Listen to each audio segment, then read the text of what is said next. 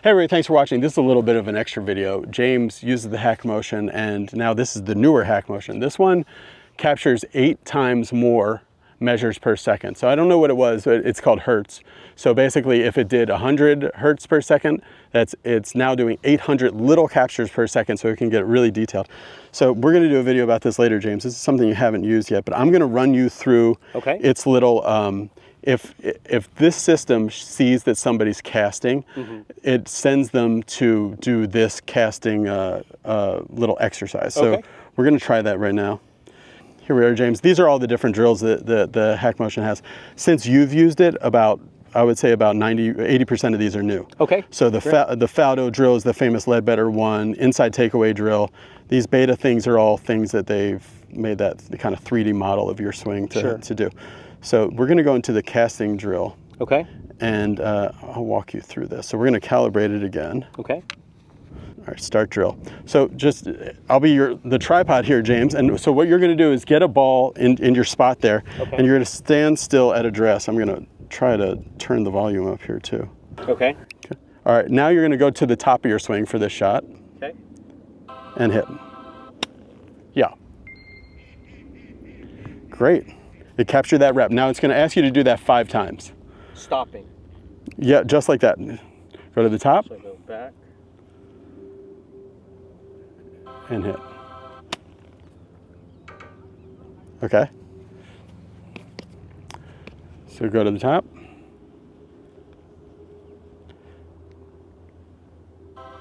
And hit.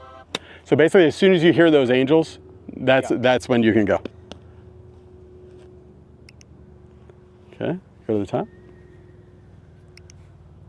And hit.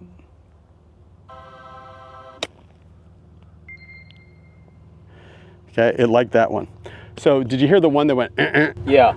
That one was, in their opinion, it was a little casted. Okay. And all the other ones with the bing, that was good. Okay. So basically what the data they're going off of is basically it's putting this 3D line that's a continuation of your left arm. Okay. And it's just seeing how much you are catching up to that. Now this is for like basic range shot of like 45 to 75 yards, something like that. So if you're trying to play it a little higher or something else, it might come off a little different. Okay. But basically what it wants you to do is to do, I think like 3 or 4 of those in a row. So we'll do the rest of these balls just to show you that. So stand still at address, and then when you hear the angels, then you can hit.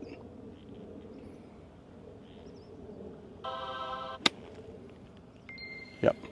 See, and now that I told you, it wants it a little lower. It's an easier ding, right?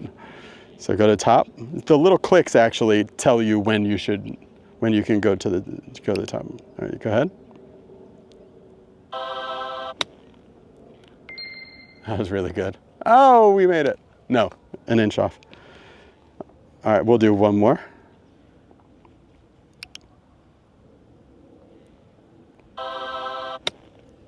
Dude, that was great.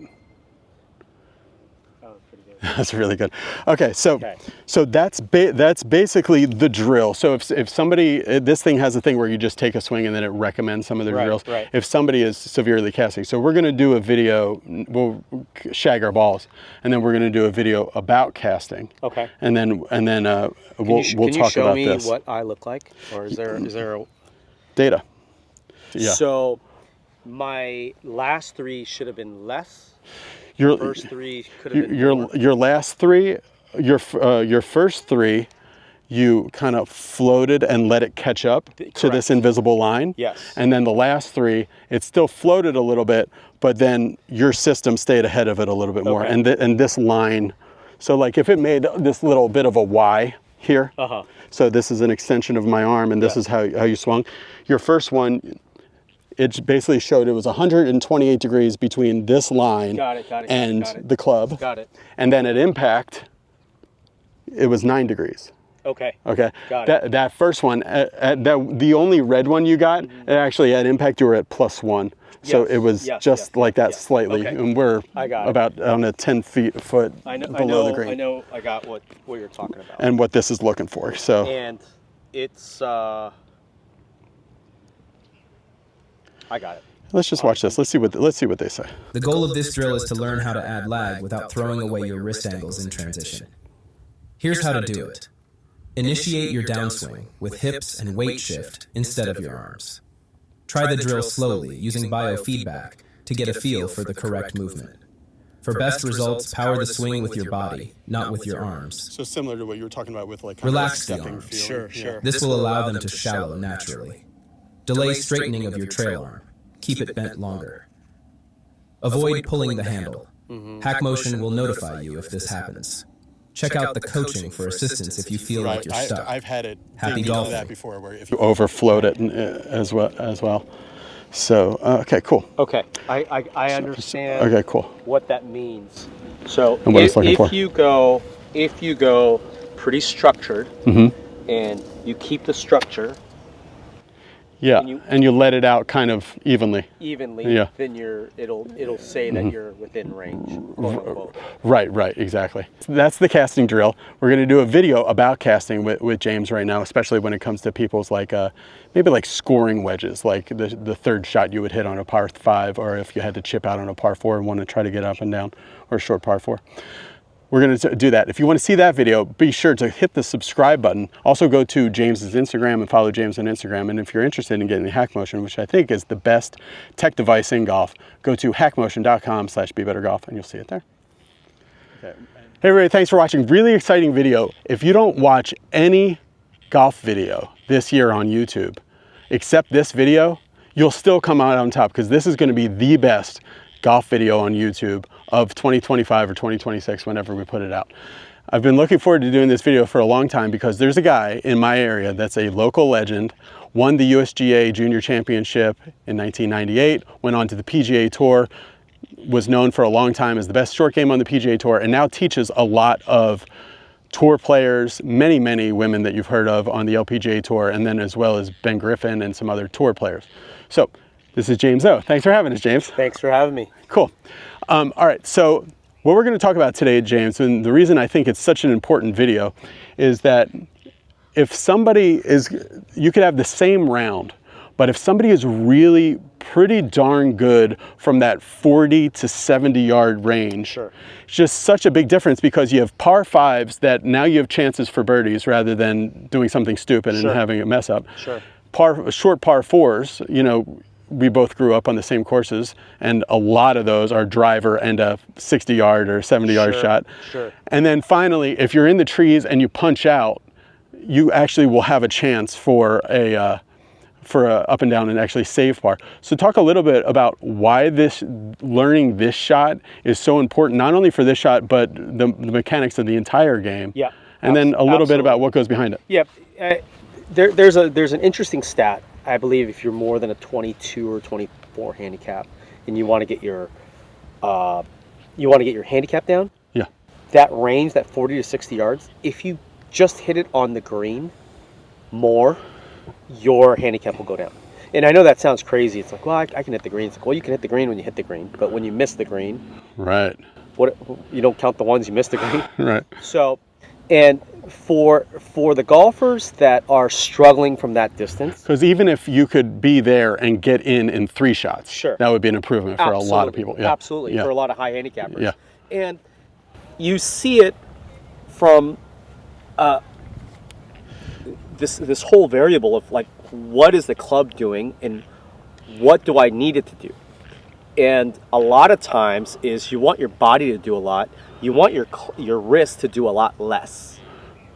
We see high handicappers who can't hit the green have a lot of wrists and not enough body. Yeah. When we want better structure in the wrist and more body. So to put it simply the way I'm hearing it, good players will use quite a bit of body and structured wrist, yes, whereas bad players will use totally unstructured active wrist and very little body. Less, like not enough body. Okay. Now, gets crazy, but really good players can use their body and have good wrist. Okay. But it's got to be learned in that order. Right. Of you've got to quiet this area down a little bit, so it'll teach. Well, like, if I can't use my wrist too much to hit this 40-yard shot, what does my body need to do? Mm-hmm. Well, I don't know. I would go take some duct tape yourself, make a mold, and say, I need to advance this forward. What do I need to do? Well, the lower body needs to be going, needs to be shifting, and it's going to want to do something, and you can't let it. All right, so we heard about, I don't know if it's true, but we heard about Steve Stricker doing this in the off season before his run of 3 consecutive Comeback Player of the Year awards, and then they shut down the award. So we heard about him duct taping his wrists. So really? Yeah, his father-in-law supposedly did that. So so James, if we took the wrist away as an option, and you had to hit this shot with very limited wrist motion, can you just show us how that would even look? Yes. So I'd set the club face up, or got a little bit of elevation. I take the club back. That's very minimal. Do that one more time. We have the HackMotion going, and you can see it.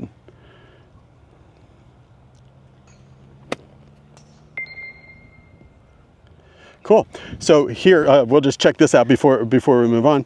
What's interesting, James, is there's this flat spot here, this plateau that goes from before transition all the way through transition. I mean, it doesn't get more flat, and then the club starts to unload. Yes. But this right here would be, normally we'd be seeing lots of hills and peaks and the body not moving. Sure. Whereas if we did have a sensor, let's say on where Iron Man's light would be, that would be moving quite a bit. Yes. And your wrists, we can see in this zone, they're actually very stable. Yes. So then so go on from there. It's not moving that much, and what it feels like in the beginning, when you're not used to the sensation, is your body is moving a lot. Yeah. Way too much. And when you film yourself, you would think like 30-yard shot, why am I moving so much? Yeah. I mean, I feel even weight shift and turning even when I hit a small chip. That's just in my mind. Right. Now, this is a very good real versus feel thing that we were talking about before. Is in my mind, I'm over here turning a lot, and you go, oh, that's how you make your wrist look like a tour player through the ball. What do you mean? Because if this is going, this doesn't need to do much. Oh, gotcha. So to actually look of how much tour players turn going through the ball, it's quite a bit. How much their chest is rotating, which means that your hands don't have to do the work. Right. So we did a video about that you guys should watch. I'll make sure to link it in one of here. It's a great video about the flip yips, I think this was something in the title, where basically like loft was a privilege. Kind of like they would tell you, recess is a privilege. Using more loft was a privilege that you had to learn by starting to learn how to move your body with less loft. So it sounds like using the wrist is great, and it's something that tour players do, but it's kind of a privilege that has to be earned by learning how to use your body right the first way? Okay. Absolutely. Okay. So then as we can start to use our wrists more, what are we going to start to... First of all, how do we know that we're hitting this shot decently enough to start to graduate, to start freeing up our wrists a little bit? I think confidence. Okay. Confidence in results. Can you get the ball up in the air? Can you get the ball up in the air without using too much wrist? Right. So from 30 yards, somebody, if they want to land it soft into the green and they're using a lot of wrist, that starts to become... Sure. So if you can hit this shot where you're going back,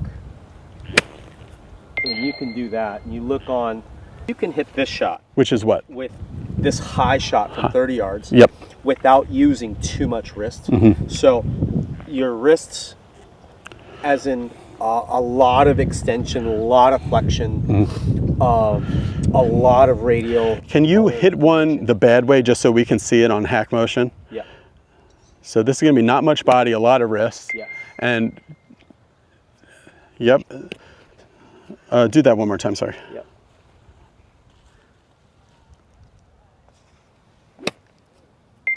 Okay.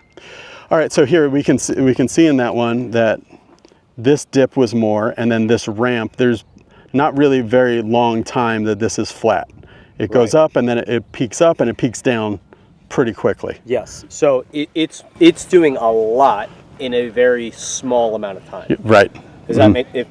I don't know. Is that what the graph shows? It did. At first, it was like Table Mountain in South Africa, and now this one is looking more like Matterhorn. Sure. Yeah. Now, if I'm going to hit the same shot and say this is the skill to be able to hit that height without those peaks and valleys going crazy.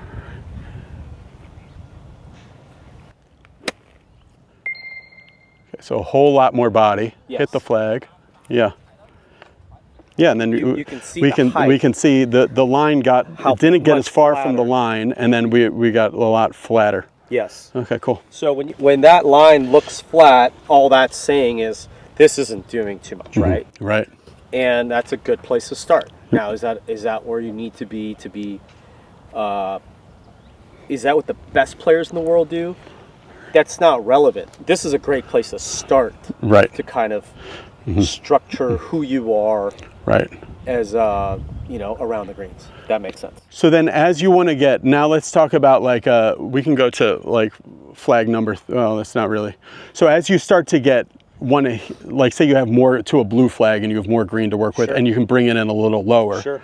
And you want to start to utilize some spin. Sure. This would be kind of equally difficult shot for somebody who's struggling. So what would be the consideration on this shot? So if you're going to hit a lower drivier shot, Yeah, we're still 30 yards away, but now we want to land at 20, have it run 10 or something like that. right? Yeah. You would go a little bit less loft. You would start with your hands a little forward, and you essentially do the same thing. Okay. So if I do this correctly, I'm going to take a 56-degree wedge, and I'm going to make that same swing, Oh yeah. and it should look pretty similar. That graph should Yep. look. So the shape of the graph is similar. It's just everything on that is lower because it's less angles. Correct, Yeah. but it should look similar, yet we just hit two totally different shots. Yeah. And that's the key, if that makes sense. Sure, yeah. From that standpoint of, I love this because when you're hitting 30-yard shots, you actually need to use your body, and it organically teaches you how to properly use your body to hit the shot with the right wrist pattern. So you eliminate the wrist. Finally, we're gonna talk a little bit about casting. So there's a new casting feature on the HackMotion. It's something that it goes through and it can tell. But a lot of people, they have a problem, James, when they're hitting this shot with how much or how little in transition. Sure. A lot of people, they get caught up in like internet talk about the golf swing and stuff. They end up actually getting quite a bit of like float sloppiness here. Sure. Whereas other people really just they hear the say Y to Y drill and they're trying to hit it from really far. Sure. So how do we know the appropriate amount of angle? So what HackMotion is looking at with this drill that we did earlier, we did a video about it. You guys can see. But go to the top and stop, James. Okay. Yeah. So basically, what HackMotion is doing is it's taking a idea of this continuation of your left forearm, and then it's drawing a line here and seeing how many degrees. So what should people know about how to use their wrist in transition to be a lot more consistent on these shots? Right. So the idea is, because we're changing directions, if you held the club really tight and you didn't move it at all, there is still force going the opposite direction, and it lags about the right amount. Because you can't have zero lag, you can't have none. Right. But you definitely don't want it to overtake. You definitely don't want it to just kind of float in midair and go, uh-oh. Right. Do a lot of that, because then the graph's going to go crazy. So usually when you see crazy graphs, you're either really good or really bad. I gotcha. Yeah. If you see some of the best players in the world, the John Rahms of the world, you go, man, that thing goes crazy. He's really good.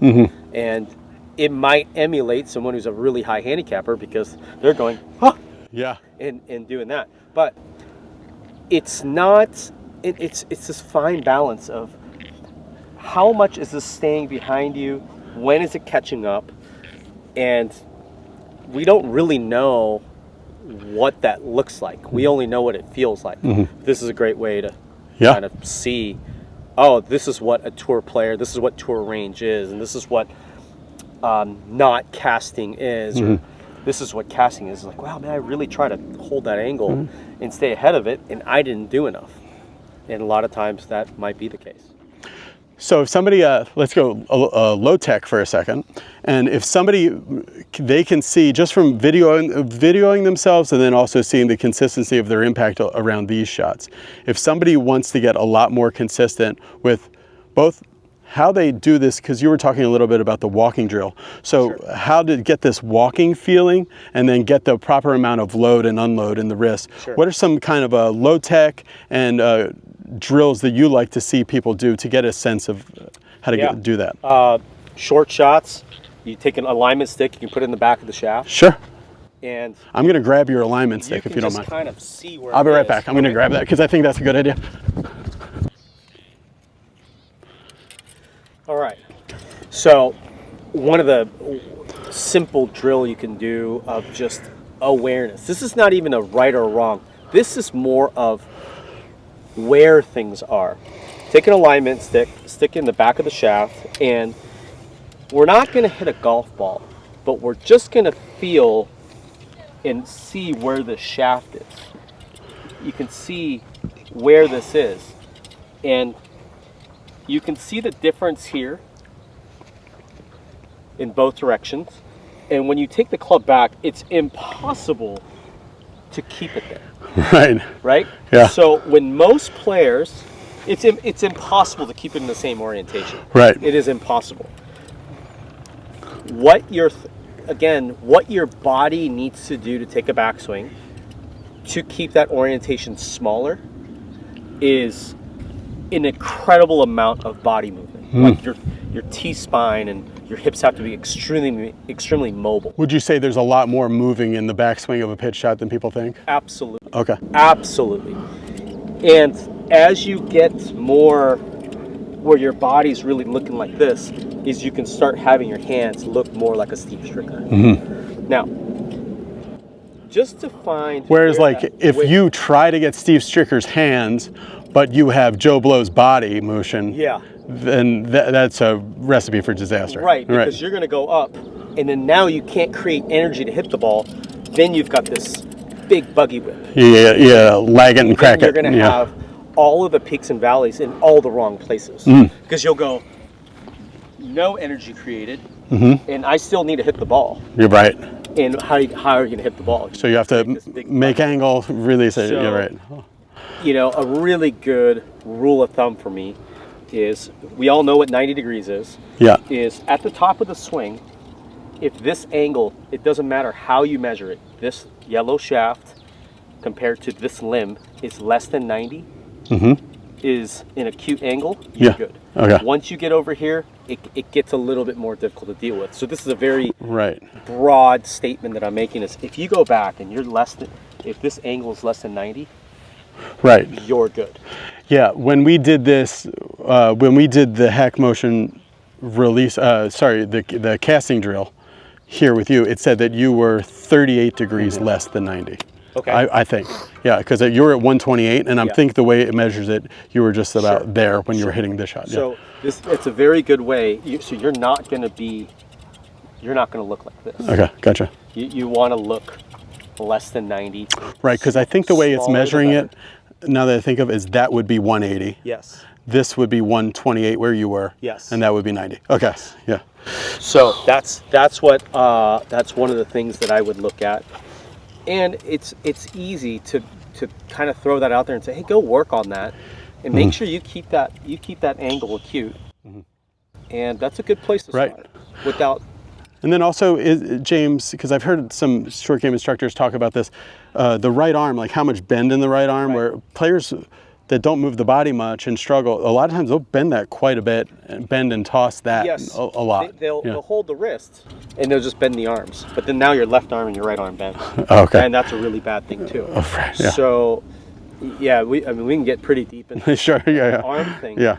But a lot of great players, their right arm, the way it folds is complementary to how the wrist works. Gotcha. So there are great guys with great short game around the greens that move their wrist a lot and bend their right arm a lot. But because you move your right arm a lot, move your wrist a lot, doesn't mean you're going to be great. Yes. The There's definitely a correlation of a standard that everyone Right. seeks. Like everyone who used their wrist a lot, they're able to hit a shot with very Everyone minimal, good. Yeah. with very minimal movement. But you've got to do that first. Right. You've got to learn that first. So it's kind of like the meme we see where on the left side it's a graph like this, you know, what do they call that? The graph like this, and on the one side is the moron, and then at the peak is the midwit, and then there's the genius on the other side. So that's similar how the wrists are. So what we're going to do here to finish this video is you're going to hit some, you can take the stick out, and you're going to hit some shots to our #1 flag there. Okay. First with not much wrist, and then as you go through these balls, we're going to start to use more and more wrists. Yep. And why would you use more wrists? Like are there certain like spins or shots you're trying to do? If you need to create speed. Okay. Usually you height. hit the ball high. Okay. If you need to hit the ball really high. If you need to hit the ball medium high, you may not need that much wrist. Like you can get away with using very, very little. When you start to ramp it up and go, okay, we're going to have a high ball hitting contest with another PGA Tour player, then you're going to start using wrist. Actively wrist. Now, if you see players, and this could be really bad, if you see good PGA Tour players and they say, no, I bet you I can hit it really high without using any wrist, this being quiet, well, they're not going to outdo the guy who's letting that be free. I haven't seen it. I would love to see that. Right. With my own 2 eyes. Because I haven't seen it yet. Okay, so we're going to go through these balls, and I guess we're going to get higher, and we're going to start using our wrists even more. Just to make it an even. You can use the 60 the whole time. Yeah. Just to make it an even. So we're going to start. Yeah, apples to apples. Yeah. Okay, so we can start low.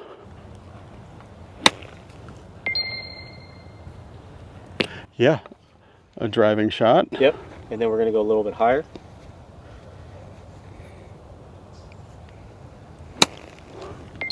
It's a little bit higher. That graph will look a little bit. Yeah, it's pretty similar. It's just like that whole graph went higher. Yeah. And this is going to do about the same.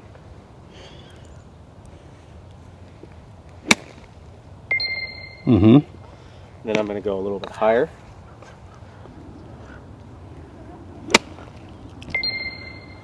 And the last few. That was really good. This is where you start to really have fun. I'm going to go really, I'm just going to kind of, you'll see.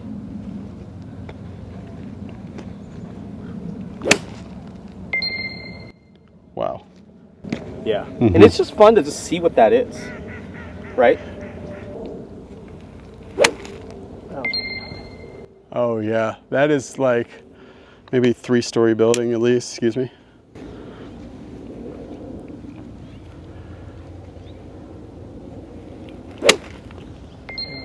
Wow, super shot.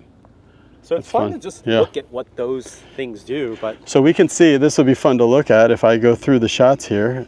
I think we started, this was the one that was a misfire. So here, 12.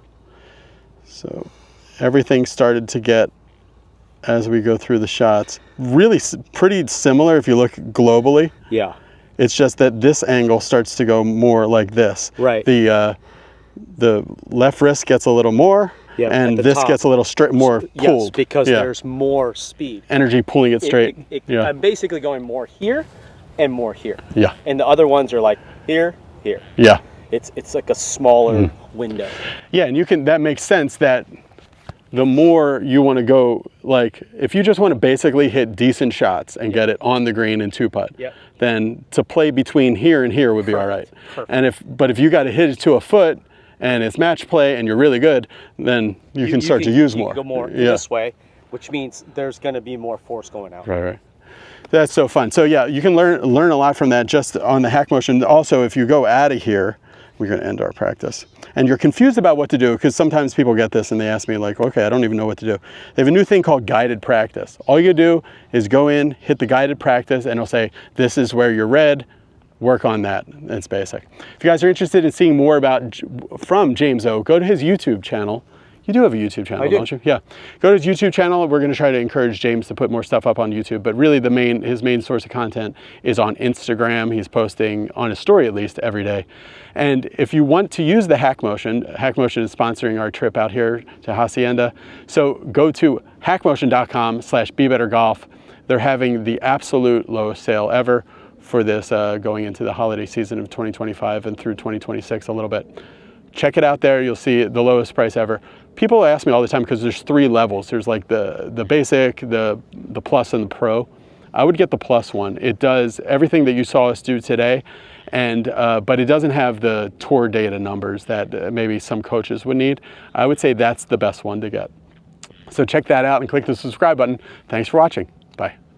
All right, that's a wrap. That was fun. Yeah, that was a lot of fun. That was. Yeah.